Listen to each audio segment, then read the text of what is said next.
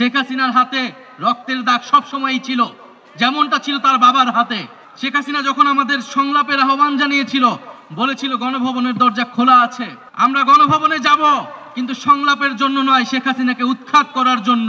Double million offer, Walton fridge কিনে পেতে পারেন 20 লক্ষ টাকা, রয়েছে কোটি কোটি টাকার নিশ্চিত উপহার। শেখ হাসিনা এবং আওয়ামী লীগ এবং তাদের যে মুজিববাদী রাজনীতি এবং আদর্শ, যেটা একটা ফ্যাসিস্ট রাজনীতি, সেই রাজনীতির উপর ভিত্তি করে কিন্তু তারা মানবাধিকার হরণ করেছিল।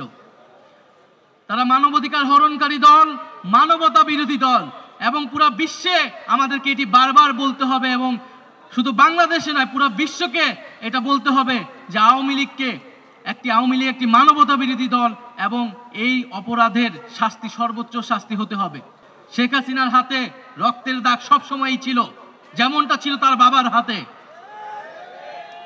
আমরা দেখেছি পিলখানা হত্যাকাণ্ড হয়েছে, আমরা দেখেছি শাপলায় কি নির্মমভাবে হত্যাকাণ্ড এবং গণহত্যা সংঘটিত হয়েছিল, এবং এই সর্বশেষ এই জুলাই মাসে ছাত্র জনতার উপরে গণহত্যা সংঘটিত হয়েছিল। আওয়ামী লীগের বিদায় হয়ে গিয়েছে, আওয়ামী লীগকে পুনর্বাসন কারা কারা করবেন বা করতে চান, এখন সেইটা হচ্ছে আলোচনার বিষয়।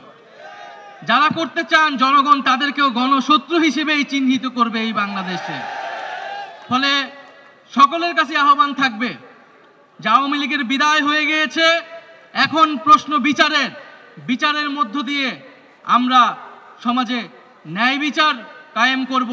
যারা নিপীড়িত হয়েছে তাদের কাছে আমরা ন্যায় বিচার, আমাদের যে প্রতিশ্রুতি ছিল সেই প্রতিশ্রুতি আমরা পালন করব।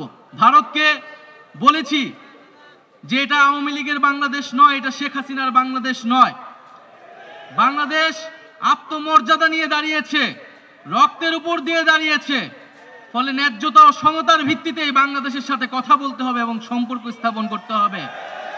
ফলে আপনারা এখনো যারা ভারত সরকারে রয়েছেন, ভারতের শাসক গোষ্ঠী রয়েছেন, এই যে সীমান্তে হত্যা হচ্ছে, আপনারা যদি মনে করে থাকেন এই সীমান্তে হত্যা করে বাংলাদেশকে প্রেসার ক্রিয়েট করবেন, তাহলে আপনারা ভুল ভাবছেন। আমরা শেখ হাসিনাকে বলেছিলাম, শেখ হাসিনা যখন আমাদের সংলাপের আহ্বান জানিয়েছিল, বলেছিল গণভবনের দরজা খোলা আছে, আমরা বলেছিলাম আমরা গণভবনে যাব, কিন্তু সংলাপের জন্য নয়, শেখ হাসিনাকে উৎখাত করার জন্য, এবং আমরা উৎখাত করার জন্য গিয়েছিলাম। আজকে সীমান্তকে যদি সুরক্ষা করতে হয়, তাহলে আমরা সীমান্তও কিন্তু ছুটে যাব।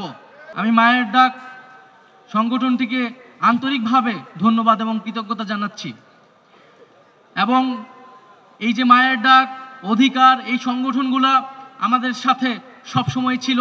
আমরা যখন কথা বলতে পারতাম না, তখন তারাই কিন্তু আমাদের কথাগুলো বলতেন। খুবই দুঃখের সাথে বলতে হচ্ছে, এবং আপনাদের প্রতি আহ্বান থাকবে যে বিভিন্ন জায়গায় এই যে শহীদ পরিবারের করা মামলাগুলো, সেই মামলাগুলো নিয়ে মামলা বাণিজ্য হচ্ছে, এবং এটি আমাদের খুবই দুঃখের বিষয়। আমাদের এই শহীদ পরিবারগুলো কিন্তু আমাদের আবেগের জায়গা, এবং সেই মামলাগুলোকে নিয়ে যারা মামলা বাণিজ্য করছেন, আপনাদের প্রতি আহ্বান থাকবে আপনারা দলে কঠোর হবেন। কোনো দলের কর্মী যাতে এই ধরনের অপকর্মের সাথে জড়িত হতে না পারে। যারা মামলা বাণিজ্য করছে, যারা চাঁদাবাজি করছে, যারা আওয়ামী লীগকে পুনর্বাসনের চেষ্টা করছে, তাদের বিরুদ্ধেও কিন্তু ছাত্র জনতা ঐক্যবদ্ধ আছে। বিগত 16টা বছর ধরে, 15টা বছর ধরে আমরা নিপীড়িত হয়েছি, নির্যাতিত হয়েছি। ফলে মজলুমের কোনো দল হয় না। আজকে সকল মজলুম আমরা এক পাটাতনে দাঁড়িয়েছি, এবং আমরা মনে করি এই যে আমরা যারা নিপীড়িত হয়েছি, এই নিপীড়িত পরিবার, নিপীড়িত মানুষগুলো, আমাদেরকে সবসময় ঐক্যবদ্ধ থাকতে হবে। আমাদের দল মত আদর্শ ভিন্ন হতে পারে, রাজনীতি ভিন্ন হতে পারে, কিন্তু এই নিপীড়িত পরিবারগুলোকে, নিপীড়িত মানুষগুলোকে আমাদের এক থাকতে হবে, এবং সেই এক থাকার জন্য একটি জাতীয় মঞ্চ আমাদের গঠন করা প্রয়োজন বলে আমি মনে করছি। এলো খবরের কাগজ, নিখাত, নির্ভীক, নিরপেক্ষ।